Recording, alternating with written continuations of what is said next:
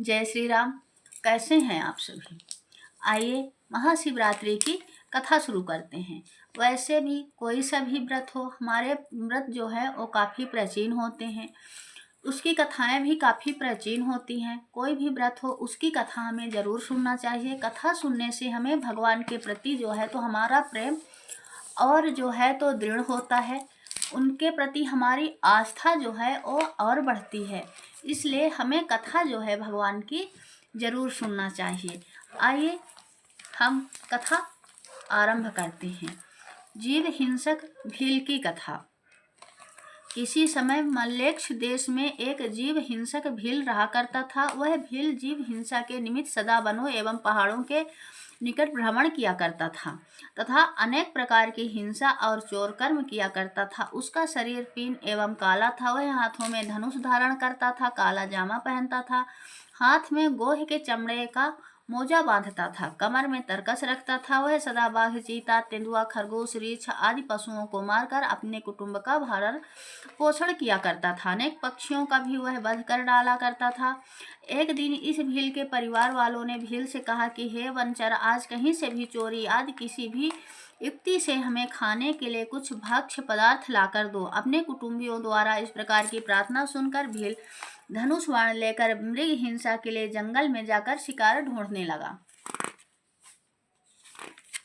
हे देवी, एक बार चतुर्दशी के दिन वह हाथ में धनुष बाण लेकर गंभीर जंगल में जा पहुंचा। उसने वहां पहुंचकर हिरणियों को खोजना आरंभ कर दिया। हिरणियों की खोज में वह भील इधर उधर की दिशाओं में दौड़ने लगा। बहुत प्रतीक्षा करने पर भी जब कोई वन पशु न मिला तो वह निराश हो गया। सूर्यास्त होने पर एक तालाब के निकट वह जा बैठा। उसने निश्चय किया कि आज रात्रि में मैं अवश्य इस तालाब में जीव मारूंगा। मन में ऐसा दृढ़ निश्चय करके वह तालाब के निकट स्थित एक बेल के वृक्ष में के नीचे बैठ गया। उस बेल वृक्ष के कटोरे में एक बहुत विशाल शिवलिंग पड़ा हुआ था।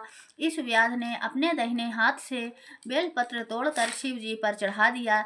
लिंग पूजा के प्रभाव से कोई भी हिरण उसके हाथ ना आ सका। इस प्रकार उस बिल्व वृक्ष के नीचे रात्रि का पहला प्रहर व्यतीत हो गया। इसके बाद उस तालाब पर एक गर्भिणी हिरणी पानी पीने के लिए आई। वह हिरणी चकित दृष्टि से चारों ओर देख रही थी। इस बीच शिकारी ने भी उसे देख लिया। उसने अपने धनुष पर बाण चढ़ाया और साथ ही बेलपत्र तोड़कर शिवजी पर चढ़ा दिया। हिरणी ने भी उस शिकारी को देख लिया। हिरणी ने उस व्याध से कहा, हे महाव्याध, जरा रुक जाइए, तुम मुझे क्यों मार रहे हो? व्याध ने कहा, मेरा परिवार भूख से पीड़ित है, मैं तुम्हारे द्वारा उन सबकी भूख शांत करूंगा। शिवजी ने कहा, हे देवी, एक प्रहर की पूजा के प्रभाव से उस व्याध का चतुर्थ पाप दूर हो गया। उसने अपने बाणों को थोड़ा समेट लिया और उस हिरणी से कहने लगा, मैंने अनेक जीवों को मारा है, किंतु आज तक किसी वन्य पशु को मनुष्य सा बोलते नहीं सुना। मुझे तुम्हारी बातों से बड़ा कौतूहल हो रहा है। तुम किस वंश में उत्पन्न हुई हो और कहाँ से आई हो? हिरणी ने उस व्याध से कहा, हे व्याध, मैं पूर्व जन्म में रंभा नामक इंद्रपुरी की अप्सरा थी। अत्यंत सुंदरी होने के कारण मेरे मन में बड़ा गर्व था। मैंने अपनी सुंदरता के बल से महादानव हिरणाक्ष को भी अपना पति बना लिया। मैंने उसके साथ बहुत काल तक भोग किया। दूसरे दिन जब मैं उसके साथ खेल रही थी तभी शिव जी के सम्मुख तांडव नृत्य प्रारंभ हुआ। मेरे शिवजी के सामने पहुंचते ही शिवजी ने मुझसे पूछा, सच सच बता, तू कहाँ थी? नहीं तो मैं तुझे शाप देता हूँ। शाप की बात सुनकर मैंने कहा, हे देव, मैं घर पर एक दानव के साथ विहार कर रही थी। शिवजी मेरी बातों से क्रुद्ध हुए और बोले, तेरा प्रेमी हिरणाक्ष हिरण बनेगा और तू उसकी पत्नी। तुम 12 वर्षों से कुछ अधिक ही सुख से रहित रहोगी और पारस्परिक शोक के कारण ही तुम्हारे शाप का अंत होगा। जिस समय तेरे सामने व्याध आएगा तब तुम्हें पूर्व जन्म का स्मरण होगा। वह मेरे लिंग का दर्शन करने से तेरा छुटकारा होगा और तू अपने स्वरूप को प्राप्त हो जाएगी। हिरणी ने उस व्याध से कहा, शिवजी के शाप से मैं इस पृथ्वी पर हिरणी होकर घूम रही हूँ। मैं इस समय गर्भिणी हूँ, अतः मुझे न मारो। इसी रास्ते से एक दूसरी हिरणी आ रही है, तुम उसे मारकर अपने कुटुंब का भरण पोषण करना। मैं प्रसव करने के बाद कल आपके पास आ जाऊंगी, ऐसा मैं शपथ पूर्वक कहती हूँ। शिव जी ने कहा। उस हिरणी की बात से वह व्याध असमंजस में पड़ गया। फिर कुछ सोचकर उससे दूसरे दिन आने का वचन लेकर उसे छोड़ दिया। उस हिरणी ने व्याध के पास पुनः आने के लिए शपथ पूर्वक निम्नलिखित वचन कहे। हे व्याध, जो द्विज वेद भ्रष्ट होकर संध्या उपासना आदि कर्मों से रहित हो, दानी के बीच में बिंद डालने वाला हो, जो दीपक से दीपक जलाता अथवा पैर से पैर धोता हो, जो अपने स्वामी मित्र बालक ब्राह्मण आदि का वध करता हो, जो सब पत्नियों में द्वेष रखता हो, जो कृषक एक ही हल में 3 बैल को चलाता हो, जो वेद निंदक हो, जो कुटुंब का पालन पोषण न करता हो, जो माता पिता में श्रद्धा न रखता हो, जो पर स्त्री गमी हो, इन सभी पातकों की भागिनी मैं बनूं यदि मैं अपनी प्रतिज्ञा पूरी न करूं। दूसरा प्रहर आने पर व्याध शिव शिव का उच्चारण करता रहा। उसे नींद नहीं आ रही थी। इस बीच तालाब पर दूसरी हिरणी आई। शिकारी ने उस हिरणी को देखकर भी बेलपत्र चढ़ा दिया। दातांतर उस शिकारी ने धनुष पर बाण चढ़ा लिया। हिरणी ने उस शिकारी से पूछा, हे धनुषधारी, मैं जानना चाहती हूँ कि इस रास्ते से एक गर्भिणी हिरणी आई थी अथवा नहीं, आप सच सच बताए। शिवजी ने कहा कि उस हिरणी की बात सुनकर शिकारी चकित हो गया। उसकी बोली भी पहली हिरणी जैसी ही लगती थी। शिकारी ने कहा, पहली हिरणी घर चली गई, अब मैं तुझे मारकर अपनी भूख मिटाऊंगा। हिरणी ने कहा कि मैं इस समय कामातुर हूँ, विरहनाल से तप्त हूँ, तुम मुझे छोड़ दो। इसी रास्ते एक मृग आने वाला है, उसके द्वारा तुम्हारी तृप्ति हो सकेगी।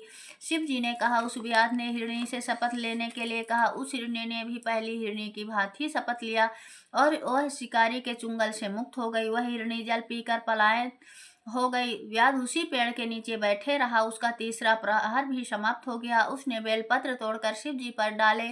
इसके अंतर एक उस व्याध ने एक विशालाक्ष हिरण देखा। वह अत्यंत हष्टपुष्ट और सुड़ैल आकार वाला था। उसको मारने के लिए व्याध ने धनुष बाण चढ़ा लिया।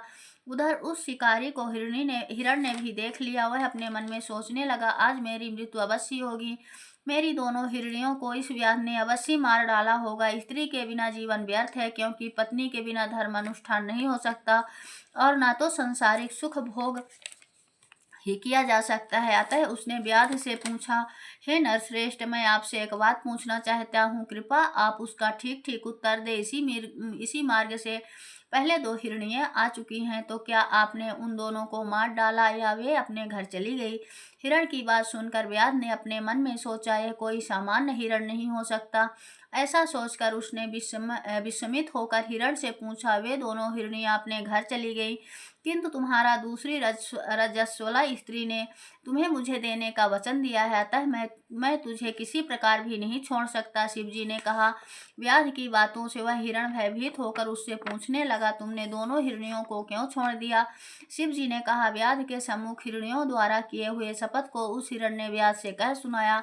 मृग प्रसन्न होकर बोल उठा, हे व्याध, मेरी हिरणियों ने जो तुमसे जो शपथ किए हैं उन्हें मैं भी दोहराता हूँ, अतः तुम मुझे यहाँ मत मारो। मैं अपनी ऋतुमती स्त्री से संभोग कर तुम्हारे घर निसंदेह आ जाऊंगा। शिवजी ने कहा। उस मृग की बात सुनकर व्याध कहने लगा, तू मुझे बातों में फंसा कर धोखा देना चाहता है, अतः मैं तुझे कदापि नहीं छोड़ सकता। उसकी बात सुनकर मृग ने अपनी पत्नियों द्वारा प्रदत्त वचन को व्याध के सम्मुख पुनः दोहराया और कहा, यदि मैं तुम्हारे पास न आऊं तो मेरा सभी सत्य नष्ट हो जाए। शिव जी ने कहा। अब तक उस व्याध के सभी कालूष नष्ट हो चुके थे, इसीलिए उसने मृग की बातों का विश्वास करके उसे छोड़ दिया। हिरण उस तालाब में जल पीकर जिस रास्ते वहां आया था, पुनः उसी मार्ग से वापस चला गया। उस समय तक प्रातः काल हो चुका था। बेल वृक्ष के नीचे से बाहर निकलते हुए शिकारी ने अनजाने में ही बेलपत्र तोड़कर शिवलिंग पर डाल दिए। शिव पूजा के प्रभाव से उस शिकारी के संपूर्ण पाप नष्ट हो चुके थे। भूखा रहने के कारण वह निराशा भरी दृष्टि से चारों ओर देखने लगा। इतने में ही बच्चों सहित वही दूसरी हिरणी भी आ पहुंची। उसने धनुष पर बाण का संधान किया, किंतु इसी बीच आगंतुक हिरणी बोल उठी, हे धर्मात्मा, बाण मत छोड़ो, अपने धर्म का पालन करो, क्योंकि मैं सभी प्रकार से अवध हूँ। शास्त्रों में कहा गया है, सोते हुए राजा को, मैथुन में रत प्राणी को, स्तनपान करा रहे बच्चे को, रोगी को और बच्चों से युक्त हिरणी को नहीं मारना चाहिए। उस हिरणी ने व्याध से कहा कि यदि तुम मुझे मारना ही चाहते हो तो मैं अपने बच्चों को घर पर छोड़ आऊं तब मारना। यदि मैं न आऊं तो उसी पाप की भागी बनूं जिससे स्त्रियां स्वपति को त्याग कर पर पुरुष में आसक्त होने पर बनती है। शिवजी ने कहा, व्याध से मुक्त होकर वह हिरणी अपने बच्चों को लेकर घर चली गई। इधर व्याध भी अपने घर के लिए तेजी से चल पड़ा। घर पहुंचते ही उसके भूखे बच्चों ने उसे घेर लिया। उसके घर में ना तो मांस था ना अन्न ही। सभी बच्चे निराश हो गए। शिकारी अपने मन में बार बार उन हिरणियों का ही श्रवण कर रहा था। इतने में उसकी पत्नी ने कहा कि तुमने तो आज रात भर व्रत रखकर सभी लोगों को भूखा ही मार डाला। पत्नी की बात सुनकर उस व्याध ने कहा, हे प्रिय, मैं कल रात से ही भूखा हूँ, मुझे नींद भी नहीं आई। कल रात में जो हिरण और हिरनियां मुझे मिले हुए अपने प्रतिज्ञाबद्ध होने के कारण मेरे यहाँ आएंगी और मैं उनका वध करके परिवार को तृप्त करूंगा। शिवजी ने कहा, हे देवी, वह हिरण व्याध के पंजों से मुक्त होकर अपने हिरणियों के पास चला गया। उसकी एक मृगी ने प्रसव किया, दूसरे ने संभोग की इच्छा प्रकट की और तीसरी ने अपने बच्चों की रक्षा के लिए प्रार्थना की।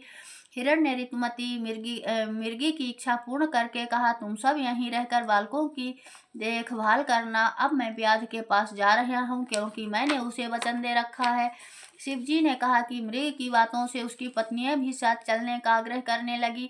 वे सब बहुत ही दुखी होकर कह रही थी, पिता, भाई, पुत्र सभी सीमित वस्तु देते हैं परंतु पति से अपरिमित वस्तु की प्राप्ति होती है। अमित दानी भर्ता वैदेही, इसलिए स्त्रियों के लिए पति ही परम गति है। पति के बिना नारी का जीवन सूना है, अतः मैं भी तुम्हारे साथ चलूंगी और साथ ही मरूंगी। शिवजी ने कहा कि उस मृग की पत्नियों ने विरह कतर होकर मरने का निश्चय किया। परिवार की शोक अवस्था से वह मृग बहुत ही दुखी हुआ। वह सोचने लगा कि यदि मैं वचनबद्ध होकर भी व्याध के पास नहीं जाता हूँ तो धर्म का नाश होगा और जाने पर कुटुंब का अंत हो जाएगा। वह दुविधा की स्थिति में पड़ गया। अंत में धैर्य धारण कर उसने व्याध के पास जाना ही उचित समझा। अर्थात वह व्याध के आश्रम की ओर चल पड़ा। उसके पीछे उसकी पत्नियों ने भी उसका अनुगमन किया। वहां से अपनी स्त्री पुत्रों को साथ लेकर वह मृग उस भूखे व्याध के पास आ पहुंचा। मृग ने व्याध से कहा, हे व्याध, पहले तुम मुझे मारो, तत्पश्चात इन सभी को तुम्हारे बाणों से मारकर आज हम लोग स्वर्ग जाएंगे और तुम्हें किसी प्रकार का पाप भी नहीं लगेगा। मृग की बातों से उस व्याध के मन का अज्ञान दूर हो गया। वह बोला, हे मृग, तुम अपने घर लौट जाओ, तुम्हारी सत्यता से मैं अत्यंत प्रसन्न हूँ। मुझे मांस नहीं चाहिए, तुम मेरे बंधु, गुरु तथा मित्र हो। मैंने आज से अहिंसा का व्रत ले लिया है और अपने हिंसक अस्त्रों को तोड़कर फेंक दिया है। अब तुम निर्भय होकर लौट जाओ। शिव जी ने कहा। इतना कहकर शिकारी ने धनुष बाण तोड़ डाले और मृग की प्रदक्षिणा करके उसे नमस्कार किया। स्वर्ग में देवताओं की दुदुम्भी बजने लगी, पुष्प वृष्टि होने लगी। इतने में एक देवदूत सुंदर विमान लेकर स्वर्ग से आ उपस्थित हुआ। उसने शिकारी से कहा, हे महाव्याध, इस विमान में बैठकर सदैव स्वर्ग को चलो। शिवरात्रि के प्रभाव से तुम्हारे सभी पाप नष्ट हो चुके हैं। शिवरात्रि के दिन तुमने अनजाने में ही उपवास और जागरण द्वारा शिव जी की पूजा कर डाली है। धर्मात्मा, तुम्हारा इसी नाम से नक्षत्र मंडल में अस्थायी निवास होगा। इसके बाद उस मृग को संबोधित करके कहा, हे मृग, तुम अपनी स्त्री और पुत्रों के साथ इस विमान में बैठकर स्वर्गारोहण करो। अपनी तीनों भार्याओं सहित नक्षत्र पद प्राप्त करो। तुम्हारे नाम से ही वह नक्षत्र प्रसिद्ध होगा। शिव जी ने कहा। इतना सुनकर वे सभी विमान में बैठकर नक्षत्र लोग गए। आगे दो हिरण्य, पीछे हिरण। इन तीनों ताराओं से युक्त मृग शीर्ष नक्षत्र है। यह नक्षत्र आज भी आकाश में दृष्टि गोचर होता है। इसकी पीठ पर आद्रा नामक दूसरा नक्षत्र लगा है। शिव जी ने कहा, हे पार्वती, मैंने ऐसे महत्वपूर्ण शिवरात्रि व्रत का तुमसे वर्णन किया है। यह व्रत शिवलोक की प्राप्ति कराने वाला है। इस व्रत के समान पाप नाशक और मोक्षदायक दूसरा व्रत नहीं है। बोलो ओम नमः शिवाय।